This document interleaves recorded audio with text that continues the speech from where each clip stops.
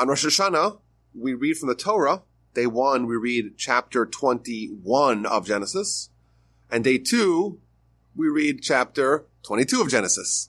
So chapter 21, 22 of Genesis are the readings of Rosh Hashana. What I wanted to do, or what I set out to do, was to examine these readings and to find out how many of the themes and the concepts and the lessons of Rosh Hashana are hinted to in the stories of Genesis 21 and 22, and maybe go through and see how many of those ideas we could find to maybe revisit the themes of Rosh Hashana, see the stories, and try to find connections between the stories and the deep understanding of the stories and the Rosh Hashana that is swiftly approaching. Now, I want to make a few disclaimers before we begin. Number one, a lot of these ideas that we're going to cover today are huge concepts, central concepts in Jewish philosophy and Jewish theology, repentance, what are you living for, what really matters in life. A lot of them are really weighty, heavy, central ideas, and of course we can't do them justice in the time allotted. So that's disclaimer one. Think of it as a Wikipedia stub. Some of these things we're just going to throw out ideas and move on to the next idea. And also, when I started researching for this topic, I just said, okay, I'm going to read and see what we find. And I'm pretty sure that if I thought longer or harder, I would have found even more connections between Rosh Hashana and the themes of Rosh Hashana and the readings that are associated with the day. Of course, it's needless to say that these readings were not arbitrarily selected. It wasn't like, hey, you know what? We have all the people who are a captive audience in the synagogue, and they're praying for a long time. Why don't we read from the Torah as well? Of course, that's not the way it works. These readings were selected because they really are going to focus us, orient us to the themes of Rosh Hashana. So that's what I wanted to do this year. Look at the readings and see what we find. So before we begin, let's go through a general just overview of what these readings are. What's the stories that we're covering? It begins with the conception and the birth of Isaac. The next event is Isaac's circumcision at 8 days, even though the previous parsha, chapter 17 of Genesis, Abraham is already circumcised, but Abraham's 99 years old. Ishmael's already 13 years old, so they're circumcised much later in life. But Abraham's told all successive children, all future children, when they're 8 days, that's when they get circumcised. And thus, Isaac is the first one to be circumcised at 8 days. There's a really interesting weaning party that they did for Isaac when he was around 2 years old. And then there is the conflict that Isaac has with his half-brother, Ishmael. Ishmael is sent away. He almost dies, is saved in a miraculous way. Abraham strikes a treaty with Avimelech. He plants the Eshel, this house of kindness on the crossroads where he reaches out to people, travelers.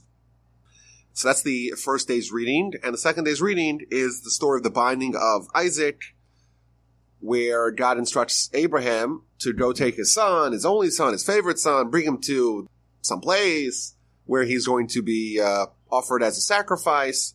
And they take a 3-day trip, and eventually they go to the mountain, and it seems like Isaac is right on the brink of being offered as a sacrifice by Abraham.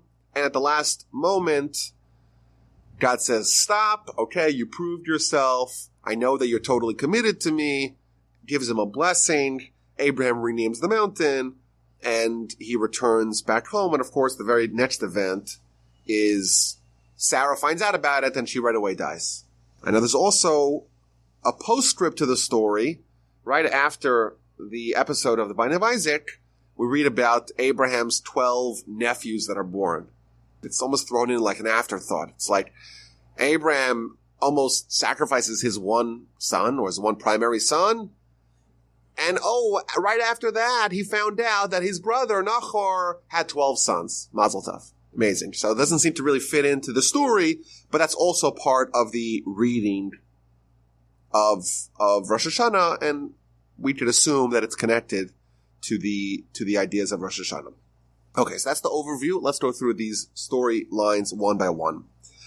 So it begins with the birth of Isaac. But chapter 20, which is the story that immediately precedes the birth of Isaac, tells of Abraham traveling throughout the land of Israel. He travels to a place called Gerar.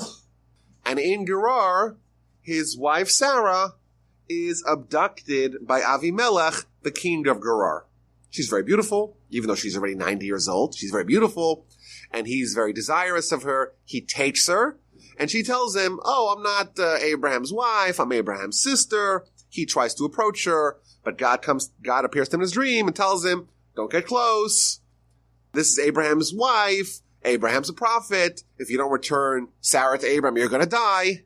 And he's like, "Well, she told me she was my sister. She said she was my sister. I'm totally innocent." And God says to him, "BS, maybe. Just know that you better return her to Abraham, or else you're going to die. And not only that, you and everything that you have is going to be destroyed." And of course, he wakes up the next day and there's a reckoning, and he gives Sarah back to Abraham and asks Abraham to pray for him. And the chapter ends. Abraham prayed to God, and God healed Avimelech, his wife, and his maids, and they were relieved. For Hashem had completely restrained every orifice of the household of Avimelech because of Sarah, the wife of Abraham. So what this means is that Avimelech and his whole household was stricken with a terrible illness that all their orifices were clogged up, which doesn't sound very pleasant. And Abraham prayed, and all their orifices were open. So they were able to go to the bathroom, they were able to filter out all the things that need to exit the body via the orifices. That's the background to the story. The very next verse, Hashem remembered Sarah. Sarah's 90 years old, well past her fertility age, and God remembers her. And he did for Sarah as he spoken. Sarah conceived and bore a son unto Abraham in his old age, and Abraham names his son as he was told by God. When God promised him a year prior, "You're going to have a son, name him Isaac." Indeed, this son is named Isaac. So Rashi begins the discussion by saying, wait a minute.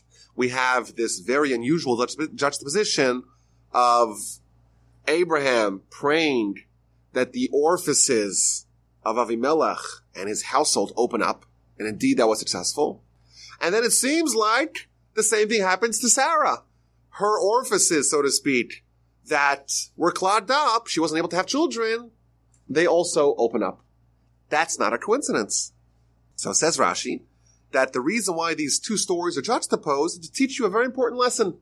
When you beseech God for kindness for your friend, and you incidentally need the exact same thing, you need one thing. Your friend also needs that same thing. And you said, "You know what? I'm not just going to pray for myself. I'm going to pray for my friend as well." Therefore, when you pray in such a fashion, you pray for yourself and you pray for your friend, then your prayer is empowered. It gets stronger. It's amplified. And you're going to be answered first. That's what Rashi tells us, quoting from the Talmud. And therefore, Abraham prays for Avimelech, he needs the same thing, and therefore his prayer is answered, and therefore these two stories are connected. So that's the first idea that we find, again, the very first verse, and looking at the very first Rashi. The prayer of someone who prays for someone else is empowered, is made stronger, and thus is more efficacious.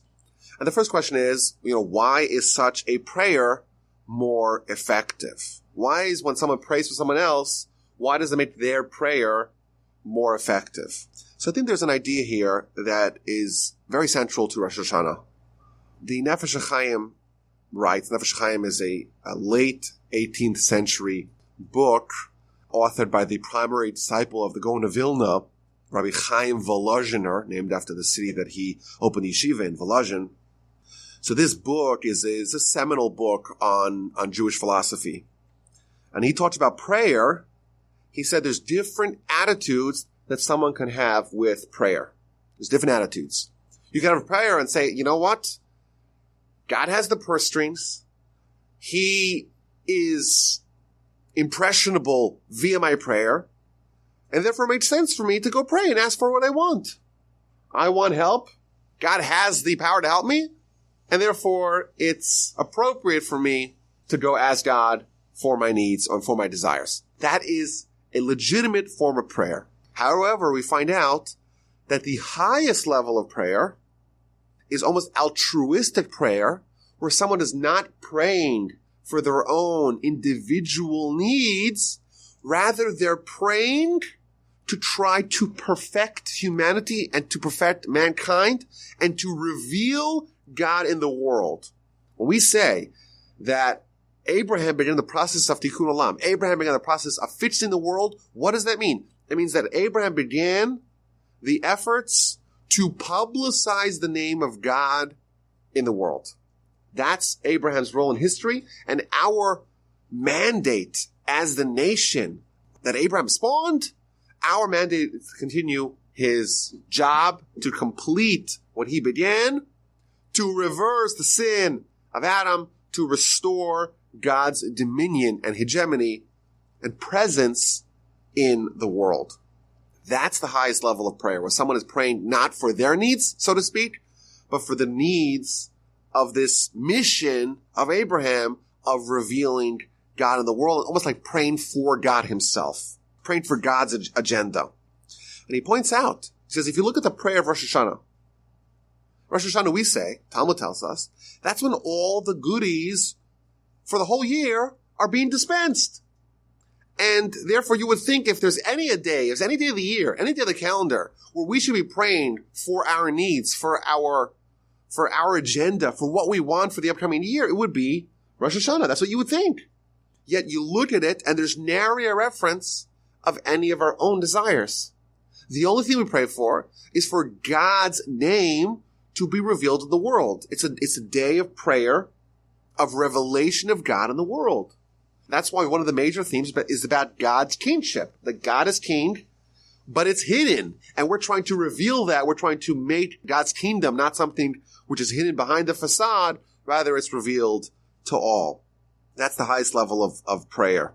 He points out also that the prayer, we know the Talmud tells us, corresponds to sacrifices. 3 daily sacrifices, really 3 daily sacrifice activities, 2 sacrifices plus 1 activity, and therefore 3 daily prayers. That's what the Talmud tells us. But he points out, what kind of sacrifices are these daily sacrifices that correspond to the daily prayers? We know there's all kinds of different sacrifices. Some sacrifices, you just kill the animal and you eat the meat. It's like eating steak. Animal's dead, the meat's kosher, and now you could go eat to your heart's content. That's many sacrifices. Yet we see that the sacrifices that are the ones that prayer is based upon are ones that are totally for God. And therefore the prayer, on its highest level, is prayer to try to effectuate the agenda of God to reveal God in the world. And therefore, what my grandfather suggested, that when I pray for other people, in effect, I'm praying for a more perfect world. And he added another deep point. This was a mind-blowing point to me. He said, the Talmud tells us that when someone is suffering, it's almost as if God is suffering. And again, this is a theologically problematic idea because we don't believe that God could suffer. But it's so to speak. That's what the words of the Talmud. So to speak, when someone is suffering, it's so to speak, God is suffering. And therefore, when you're praying, when Abraham is praying to heal other people, in effect, he's praying to relieve the pain of God, so to speak, and therefore to heal the people. And thus, when Abraham is praying for Avimelech and for Sarah and for himself, really what we're being told over here is that he's really praying for God. He's really praying to achieve that a more perfect world, a more fixed world, a world where Tikkun Olam is more manifest, a world where God is more manifest, and therefore his prayer is empowered, it's more effective, and thus he is answered first. I'm like, this is the very first verse that we're reading here on Rosh Hashana, and that's literally the theme of Rosh Hashana. The theme of Rosh Hashana is that all our prayers are about revealing God in the world. It's prayers not for us. It is for God. There is actually one prayer that we say in Rosh Hashana that's personal. we're making a personal request.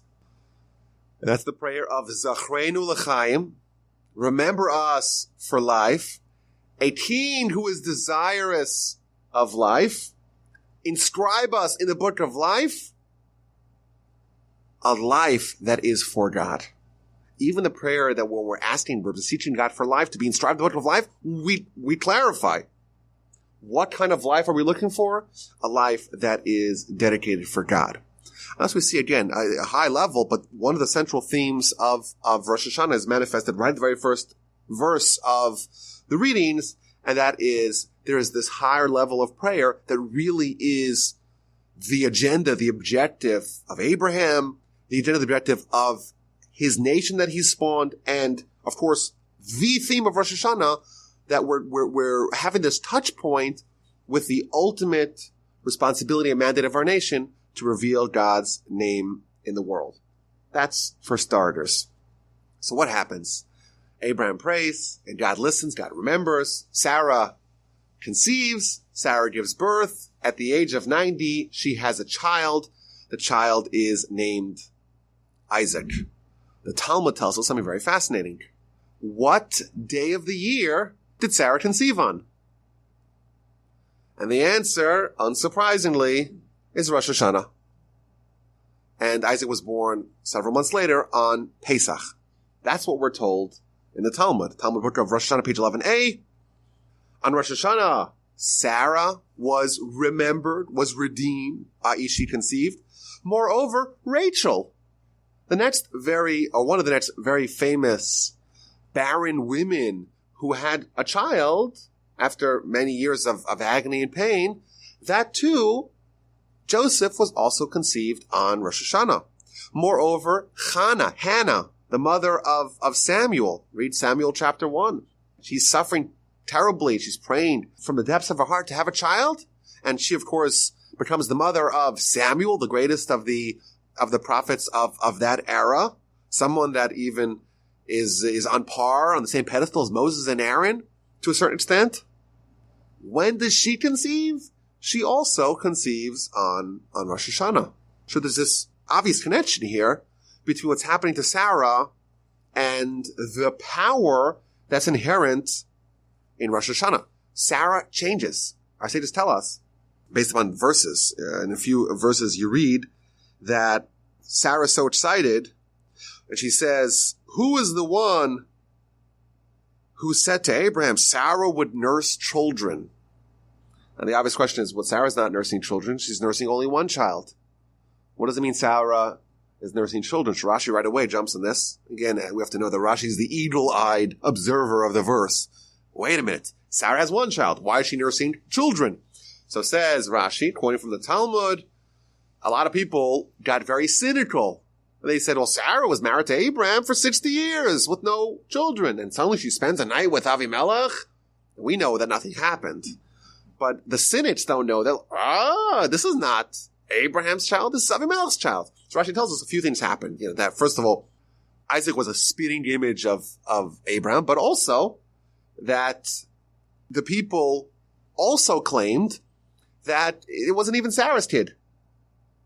She brought in they found some kid in the street, they picked up some kid from the homeless shelter, from the orphanage, and that's the child. So what happened? All the neighborhood moms brought their babies to Sarah, and she nursed them all. That's what Rashi says. She nursed them all. That's part of the miracle. It wasn't just that, she was 90 years old. She's not breastfeeding. Oh no, this is bottles, right? No, she was able to nurse the whole neighborhood. And we find out that the natural wrinkles that she had, they also went away. Her skin restored itself to the skin of a young woman. Without the aid of Botox. Moreover, Sarah also quips, Sarah said, God has made laughter for me. Whoever hears will laugh for me. So everyone's laughing. Again, the name Yitzchak, the word for Yitzchak is laughter. Tzchok is laughter. And therefore he's named after this laughter. It's such an amazing, it's so happy. People are so exuberant that they're just laughing out loud. That's what the verse says. But Sarah says specifically not just, I'm going to laugh, but everyone's laughing with me. What does Rashi say? Quoting from the Midrash, Sarah wasn't the only barren woman that was able to conceive and bear children. Many other barren women as well became fertile with her. Many other ill people, sick people, were healed with her. Many other prayers were answered with her, and there was abundant laughter and joy and exuberance in the world. Everyone's laughing. It's just a total revolution that's happening. And the way it's explained on the Kabbalistic level, it's with the idea of ha'arat panim, which means the bright visage of God. And the idea is that God could choose to infuse the world, to bequeath to the world a lot of goodness. And that's called as if God's facing us.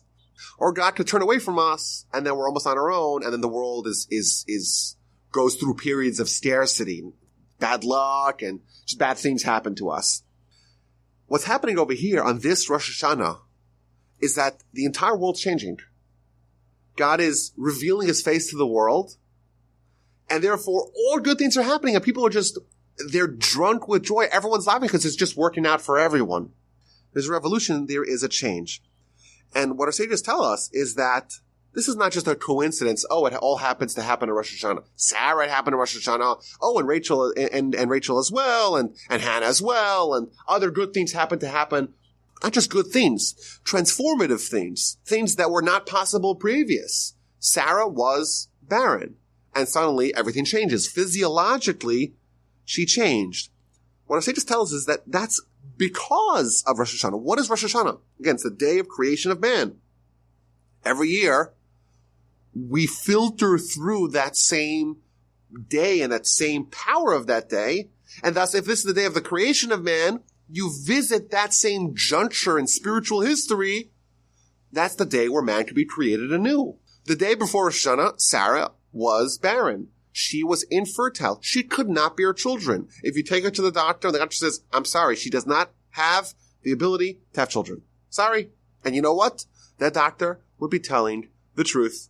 Because the day before Rosh Hashanah, she was not capable. But what happens? Comes Rosh Hashanah, it's a new day, it's a new year, it's a new world. God is recreating mankind, and he recreates Sarah, then now she does have the ability to conceive.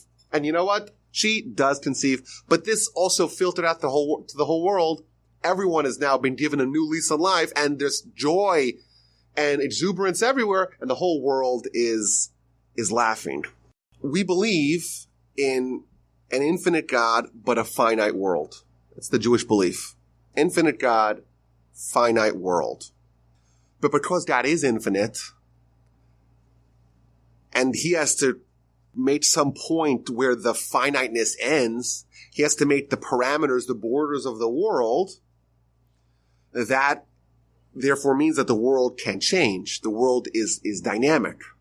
Because God could choose to give more of his infiniteness, to extend more of that to the world. Or to curb that. That's the idea that we just mentioned, the idea of Harat Panim. God could turn his face, so to speak, to the world, and to endow the world with more goodness. Or God could curb the goodness. It means the world's in flux. The ratio of goodness is always changing.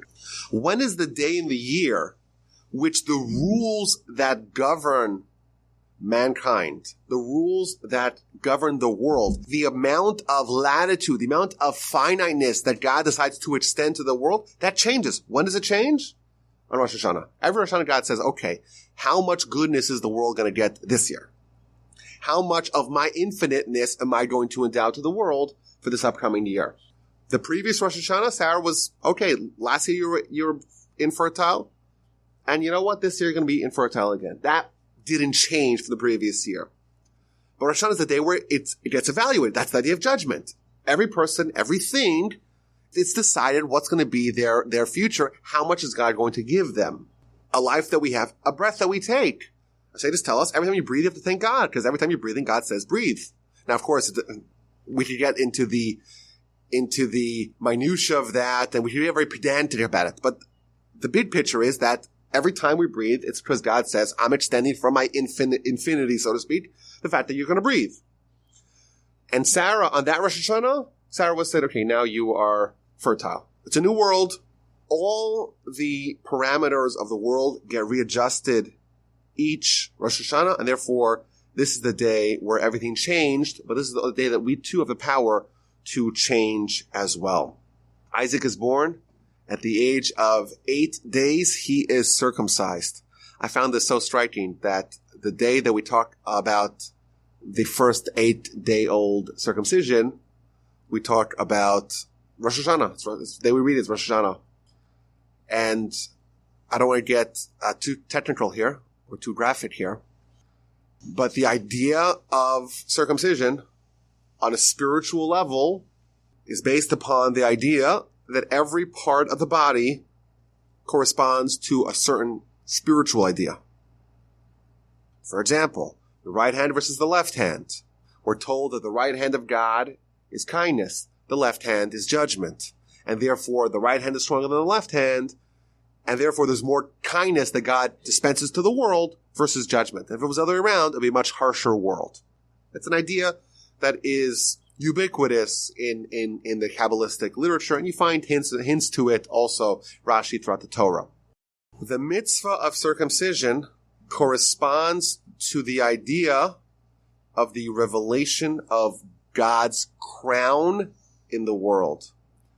And, it's no coincidence that Abraham is the one who kickstarts the mission of reversing what Adam did. Adam lived in a world, at least initially, where God was ever present. He did the sin, and thus he made God hidden, so to speak, and now the mission of mankind is to undo that. In the words of the Talmud, Adam was created circumcised, but he pulled his foreskin to once again make himself uncircumcised. That's the words of the Talmud.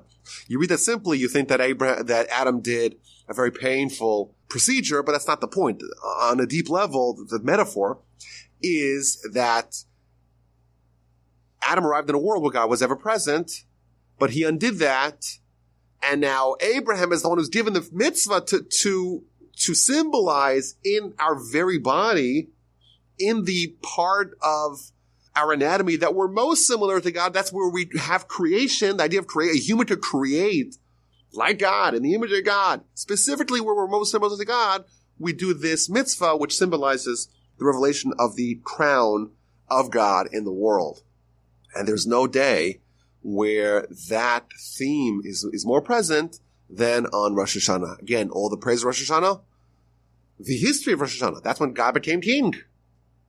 God became king on Rosh Hashanah because that's when Adam was created, and therefore there's now a subject, and God is recreated or recoronated as a king every year, and it's just not a coincidence that we read about the circumcision, the very first circumcision done properly at 8 days, the circumcision which symbolizes, which parallels the theme, the central theme of Rosh Hashanah, that we read that on Rosh Hashanah every year. Now, there's an interesting juxtaposition here between the idea of laughter. It's really striking. Again, you cannot miss this when reading this story. So Isaac is named Laughter, and Sarah is saying how everyone's laughing. It's so amazing. It's so funny. It's just, who would have thought? Sarah's 90. She has a baby, and everyone's having babies, and everyone's happy, and everyone's being healed, and it's just so much laughter. And then right away, we read, child grows up. He's 2 years old, and there's a party to celebrate his weaning. And the very next verse, Sarah saw the son of Hagar, the Egyptian. He was laughing. Sarah saw Ishmael now laughing. Metzachik, same word. So what does that mean? What did she see? So Rashi gives us 3 explanations to explain what she saw in Ishmael's laughter. The first explanation is that she saw him doing idolatry. The next explanation is she saw him doing a sexual crime, sexual immorality. And the third explanation is she saw him murder. And I find this so striking that we have this laughter in verse 6, which Rashi tells us, it's so happy, I'm so thankful, what an amazing change. Everyone's healed and everyone's happy and everyone's joyous. And verse 9, 3 verses later, Rashi says, Ishmael's laughing. That's a very different kind of laughter. That's the 3 most egregious, worst sins in the world. And that's what Ishmael was doing. Later on, we find out that Ishmael had not actually committed any sins, because Ishmael's going to be banished, and he's going to be saved because at that moment he is still innocent. Yet Sarah, she sees him laughing, and she's already able to see there's something corrupt inherent in the laughter. She sees that this is a laughter of mockery.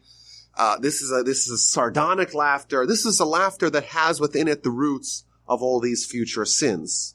So I just found this so interesting that you have the same word 3 verses apart with wildly divergent interpretations. And of course, there is a consequence for Ishmael's behavior because he's going to be banished. Or Sarah's going to propose to banish Hagar and her son. Abraham's going to demur, but God's going to say, listen to Sarah, she's a greater prophetess, and indeed Ishmael is banished. But isn't it interesting that the very same word, 3 verses apart, has completely opposite meanings? I wanted to maybe suggest that this is also maybe a lesson for Rosh Hashana. The Torah is giving us its take on Sarah's laughter, on the rest of the people's laughter when everyone has all these good fortunes befall them, and it's telling us what the Torah, the correct take is about Ishmael's laughter, that his laughter already hints at a very sinful future. I think if we were present and we happened to witness Sarah laughing, and then we witnessed Ishmael laughing, I don't think we could be able to tell the difference. To us, it would both look the same, equally innocuous. Yet the Torah reveals to us that one of them was a huge mitzvah of appreciating God's goodness, and the other one was a harbinger of the worst sins yet to come. I think we can suggest there's a broader point.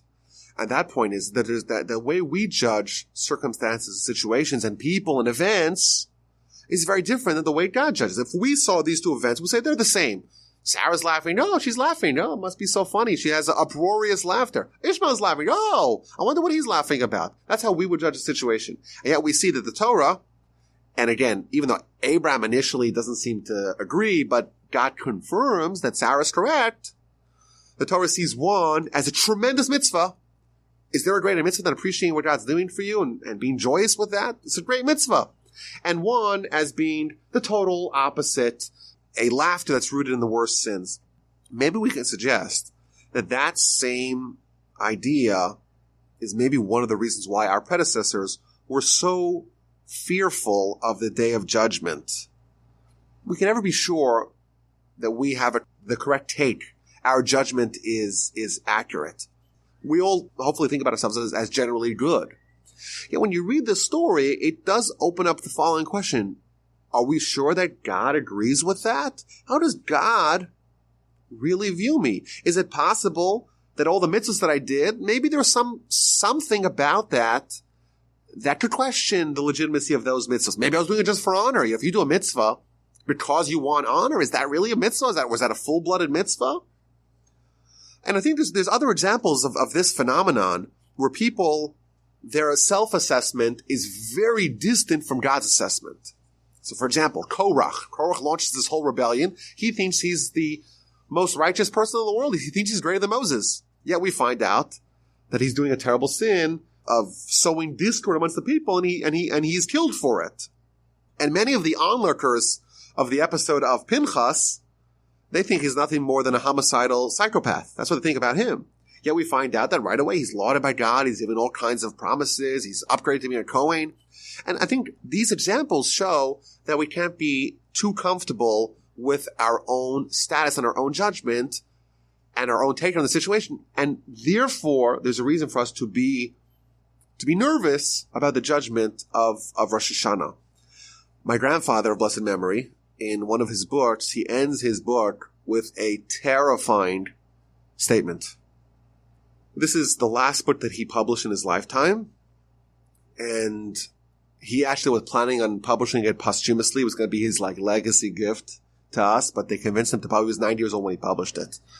And the very last portion deals with the various levels of achievement that someone could get in Olam Haba, in the afterlife, based upon the behavior that they have over here. That's what it deals with. And he quotes a contemporary of his, someone who's a little bit older, one of the great revered sages of his era. His name was Rabbi Elia Lopian. He was widely considered to be one of the great sages and pious, righteous men of his time. In fact, there seems to be documentation that he had a visitation of Elijah. How do I know that? Because that's what my grandfather writes. Yet, he quotes the teaching in the Talmud. The Talmud says as follows. The Talmud says, Jewish sinners with their body and non-Jewish sinners with their body. What happens to them?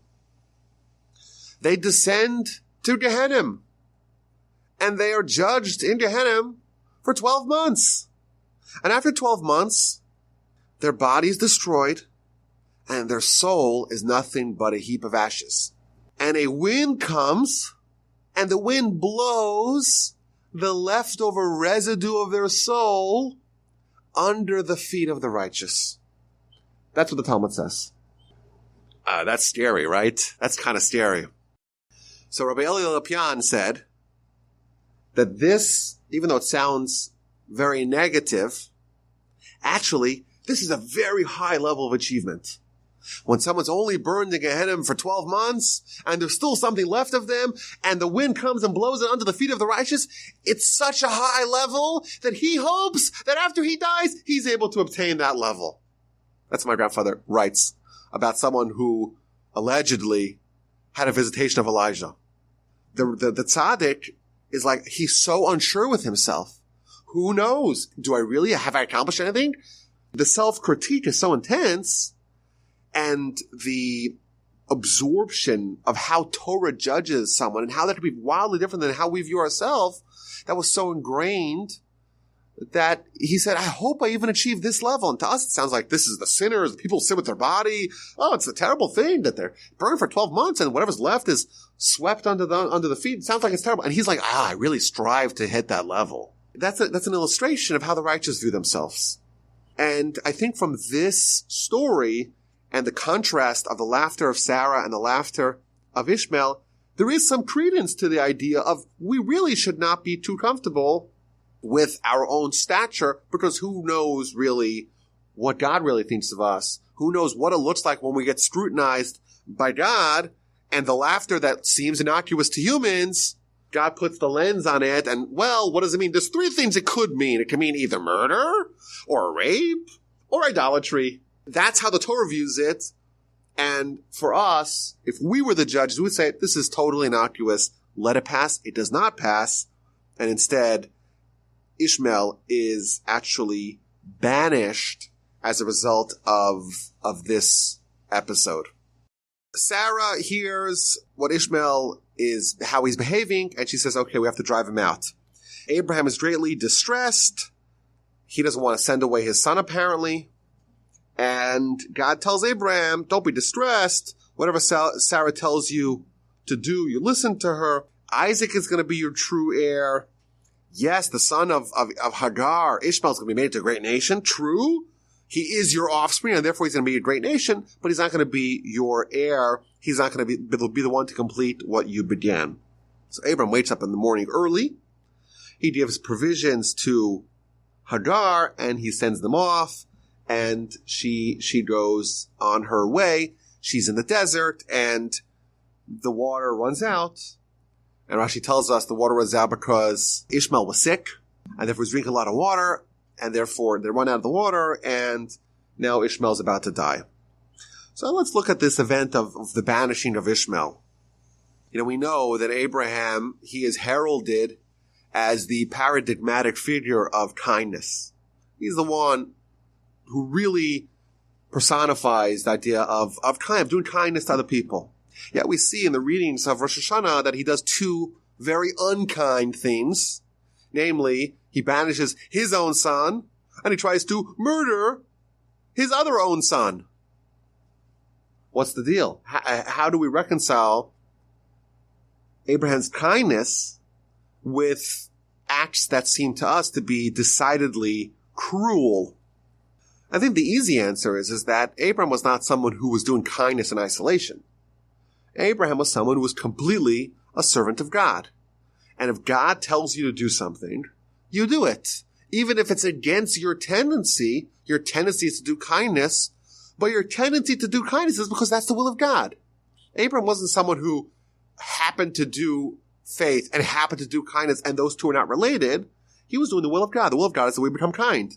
But when the will of God is that we act in a cruel way, or in a way that appears to be cruel, he did that with the same eagerness as he did all his actions, because all his actions were trying to fulfill the will of God. In fact, we find out in both of these stories, Vayashkem Avraham baboker, Abraham woke up in the morning early, both to banish his son and to go execute his other son, Isaac, the binding of Isaac's story. Both of them he does eagerly. He wakes up early in the morning. He runs to do it because he's motivated by one thing and one thing alone, and that is doing the will of God.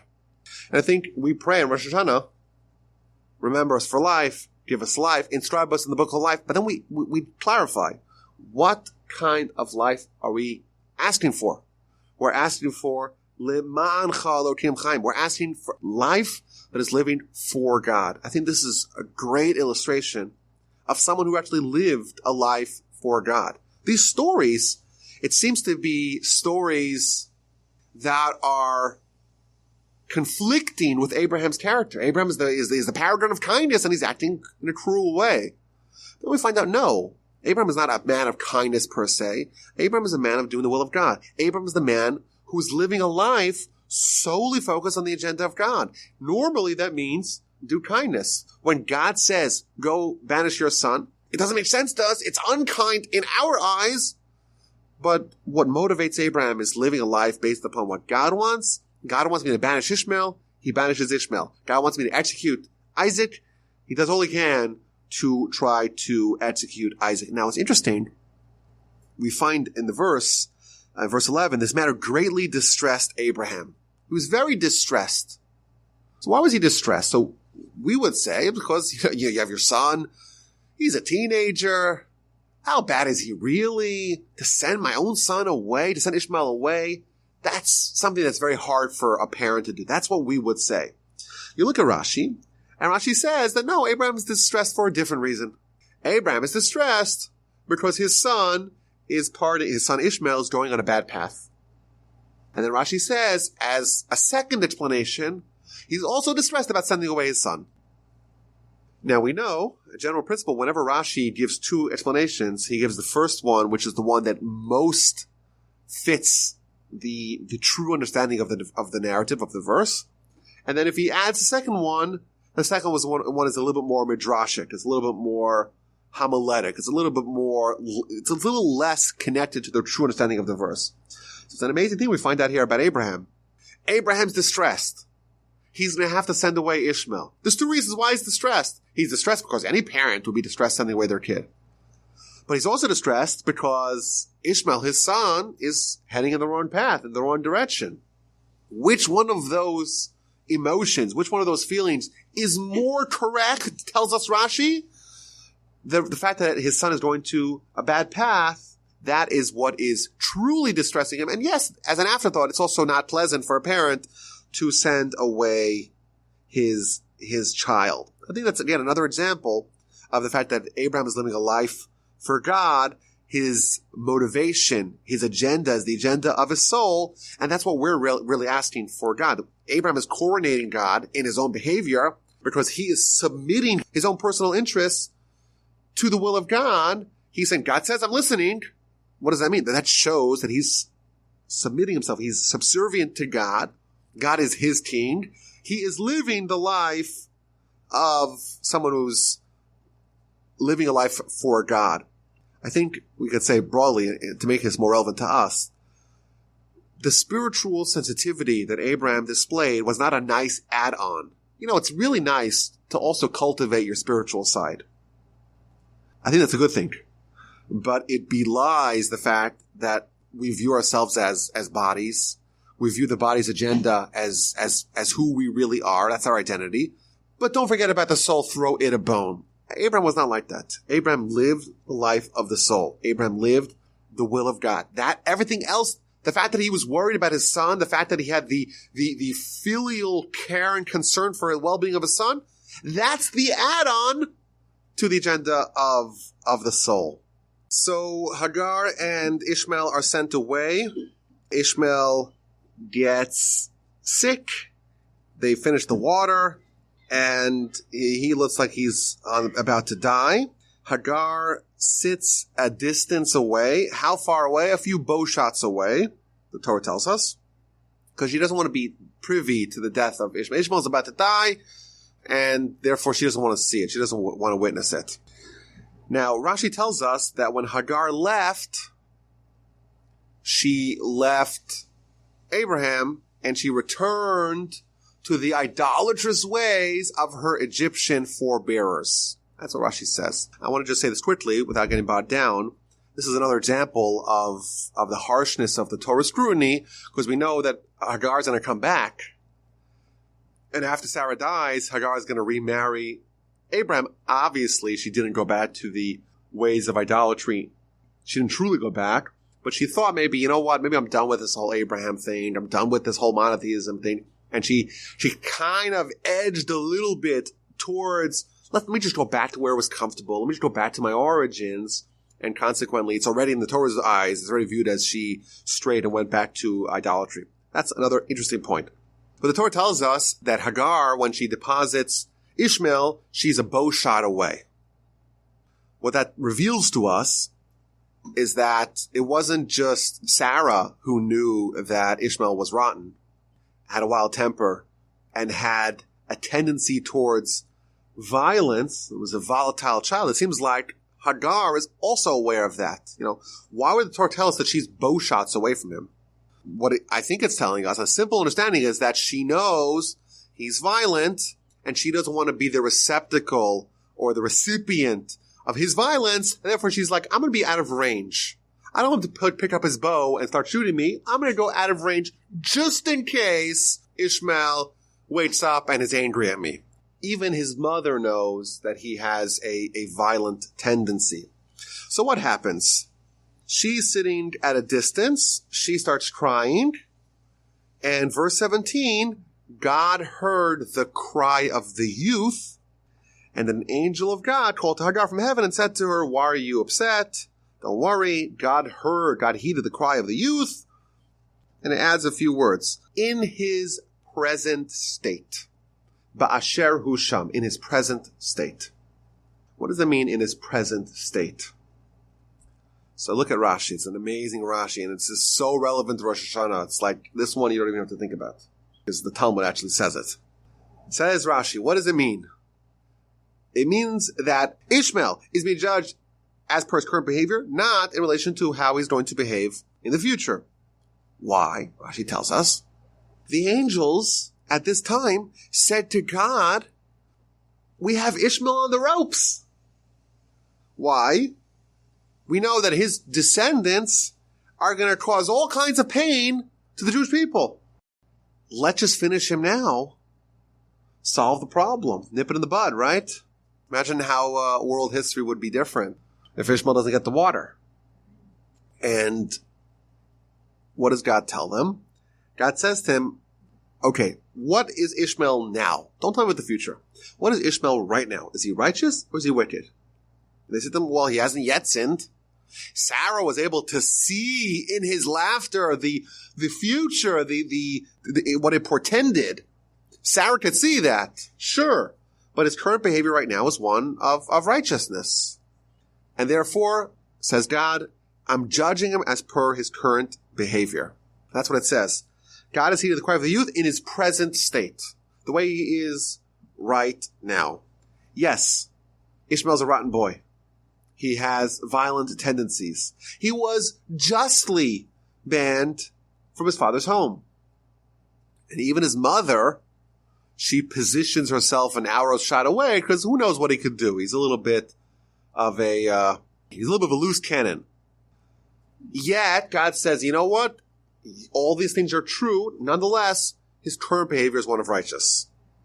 And therefore, he's judged in relationship to his current behavior. Says the Talmud, a person is judged on Rosh Hashana in relation to their current behavior. And it quotes this verse. The verse says, God heeds the cry of the youth in his present state. Even if in the future he's going to sin, doesn't matter. Right now you're righteous, and therefore you're judged as with respect to how you are right now. And therefore, what do we see here? We see a tendency or good advice that on Rosh Hashana, make sure that at least on Rosh Hashana, we adopt the path, the behavior of righteousness. That at least on this one day, we shouldn't act in angry fashion.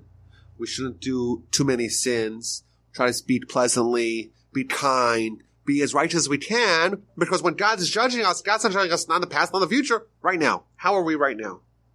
It's a very important point. I want to make sure that our behavior is sterling, and that way that's how we should be judged for the upcoming year. It's a very deep lesson that I heard from my Rebbe.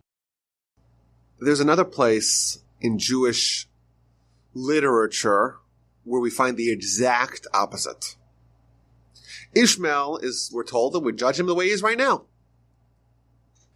Yet there is an entire law based upon someone being judged not the way they are right now, but the way they are in the future. And that is the Ben Sorer Umoreh, the wayward and rebellious son. That's the son who they're a little indulgent. They like the wine. They like the meat. They steal a little bit, some petty crime to fulfill their habits. Says the Torah, we got to execute them. A kid steals some money from his parents and buys some wine and eats it with bad company and has some meat. That's a reason to kill them? Says the Talmud, yes. Why? Because the Torah is able to extrapolate from their current behavior how they're going to be when they grow up. And if there is this combination, this cocktail, no pun intended, of events where someone is stealing at a very specific age and they're eating the meat, they get developing a habit for fine meat and fine wine, and they're hanging out with bad company, we know for sure they're going to be a life of a criminal, they're going to eventually murder people, and therefore we kill them now when they're innocent. So how do you reconcile that? On one end, Ishmael's like, yes, in the future he's going to be a murderer. Yes, sure. But right now he's righteous. Can't kill him. Whereas the Ben Somer, it's the exact opposite. We say, because in the future he's going to be a terrible person, he's going to be a murderer, we kill him right now. Literally the exact opposite. And all the commentaries ask this question, and all of them offer various answers. So, for example, one of the answers is, well, there's a difference between human courts and godly courts. Human courts judge in relationship to the future. Godly courts are the opposite. They only judge in relationship to the way the person is right now. And therefore, when God's judging him, it's the way, like Ishmael, it's right now. And whereas the human court, it's based upon the future. That's one answer. But my Rebbe, should live me well, he said a fantastic answer with a powerful, powerful lesson for us for Rosh Hashana. A person is judged in relationship to their current behavior, but not just their current behavior in isolation, their current behavior stretched out, extrapolated, played out over the future events of their life. Ishmael, yes, he was in the future going to be a sinner, but right now, he's righteous. And if we stretch out his behavior, if he continues on this path of righteousness, he'll forever remain righteous. And yes, he's judged in relation to the way he is right now, but not just the way he is right now in isolation, the way he is right now, and what that shows us vis-a-vis looking just at his relationship, as behavior right now, looking to the future, it's righteousness as far as the eye could see. Whereas the Ben Sorer Umoreh, he's already behaving in a way that if we extrapolate the future, if we play it out, we know that he's going to become a murderer and a sinner, and therefore we kill him right now. It means there's no inconsistency. Both of them are judged the way they are right now, but with the way they are right now, spread out over the course of their lifetime, and Ishmael was righteous now, and spread over the course of his lifetime, where there's no indication in his current behavior that he's going to be the murderer, and therefore we have to judge him righteously. Whereas the Ben Sorer Umoreh, yes, he hasn't committed the murder yet, but if we extrapolate his current behavior over the course of his lifetime, we see that he will commit a murder, therefore even now he's already guilty. Let's take this idea and flip it on its head. When we are judged in Rosh Hashana, we're judged based upon our current behavior, but also the Almighty is able to kind of extend that current behavior into the future and to see what would happen if someone continues along that path to infinity. And therefore, Ishmael, he's just righteousness, and therefore, yes, something else is going to change, is going to disrupt his trajectory, but we don't see that yet today, and consequently, he's judged righteously. But what happens if someone says, you know what? I'm going to embark on a path of righteousness. I'm going to take the first step of a 1,000-mile journey towards total righteousness. How is that person judged today? They're judged per their actions today, but also extrapolated over the course of their lifetime. And if you start in Rosh Hashana and you say, you know what, today's the first day of me envisioning my new self, then you're judged based upon your current actions, but again, spread out over the course of your lifetime, you'll be judged righteously. And thus, again, a very valuable tip to how to make sure that we ensure that we are judged favorably in Rosh Hashanah, and our current behavior on Rosh Hashanah is one of righteousness. We have this benefit of saying God's not going to judge our current behavior in isolation, in a vacuum, rather extrapolate it over the course of a lifetime.